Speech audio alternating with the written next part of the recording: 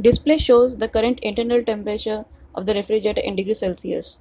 Long press the set button till the value starts blinking, then press the down arrow button to set your required temperature and wait till the blinking stops and the temperature is set automatically.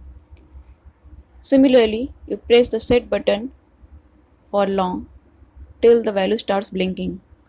You can call our Devidra solar engineer anytime for any further technical assistance. Now when the value starts blinking, you can press the up or down arrow button to set the temperature and wait till the blinking stops till the